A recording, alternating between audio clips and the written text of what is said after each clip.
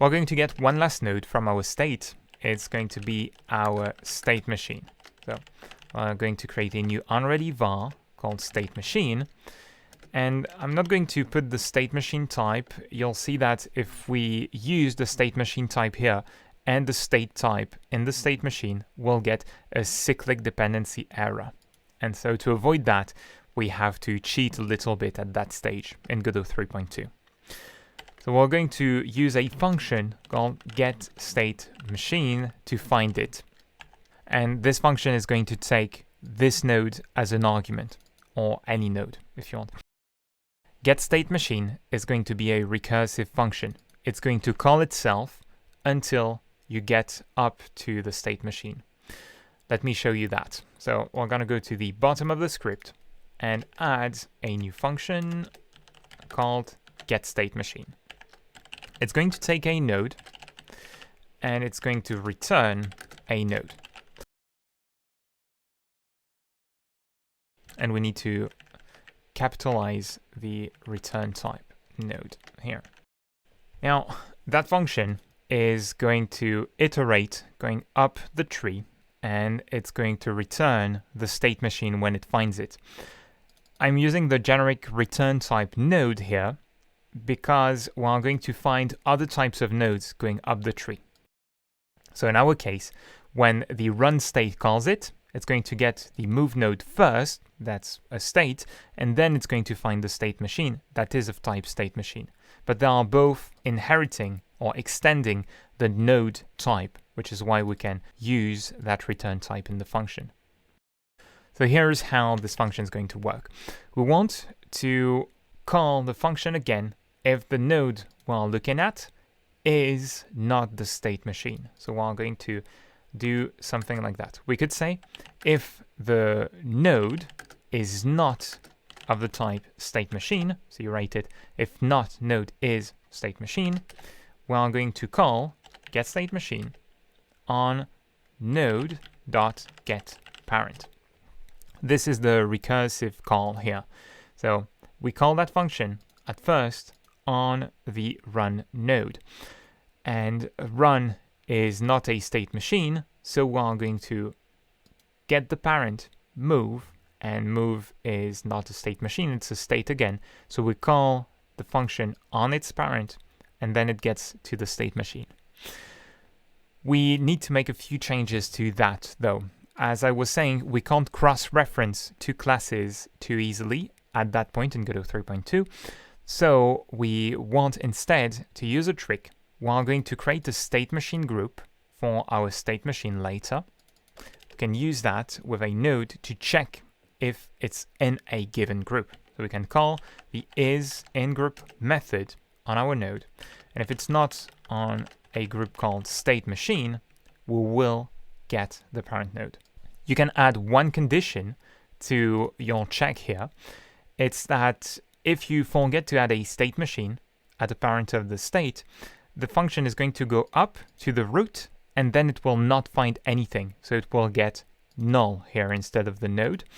And so you want to make sure that the node is not null to prevent crashes in the game. Or you can decide to leave that out and to let the error show itself if in development you forget to add a state machine somewhere.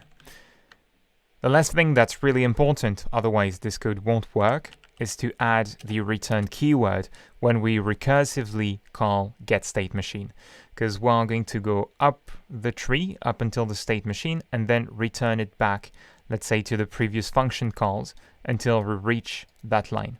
So we must have the two returns also because of static typing.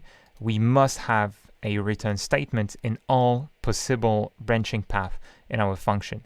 So if I were to remove that one, I would get an error because there is the path when we enter the condition that's covered, we return a node as expected, but the path where we don't enter that conditional branch is not covered anymore, so we must return that node in the end. We have one issue left with our code. Going back to the top of the class, it's when we get that parent here in the ready function. We expect a variable of type state here, or a node rather. And for the move state, it's not going to work because it's going to get the state machine that is going to be of type state machine. So we can fix that in a few ways. We can get the parent as a state. We can do something called casting. Godot is going to get the parent if it's a state, otherwise it's going to return null, giving us no parent. And then the game will give you an error if you try to access that parent node, and it's null, but that's normal for the move state, for the topmost states in our state machine. Another thing we could do is check that the parent is of the type state. So we could store it in a variable and say if parent is state, then we assign it to our parent property. And this should work.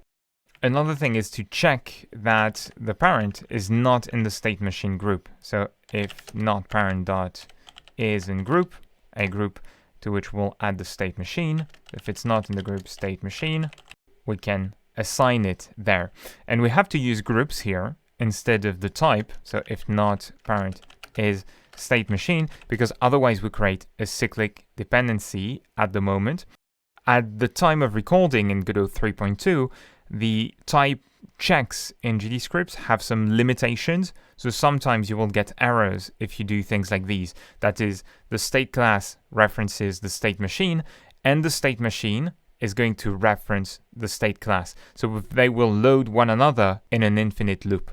This hopefully should be fixed in the future, or allowed in the future, but at the time of recording, it is not. So we have to do something like that using a node group. Node groups being a feature that you have from the editor, but also from code. If you select a node and go to the node tab and to the groups subtab, you can then add a group to a given node, like your state machine. We're not going to do that because we will add it from the code, but just know that it is there. It's a tagging mechanism that allows you to group nodes together in systems, to call functions on all nodes of these groups or process them in batches. And with that, we can move on to the state machine.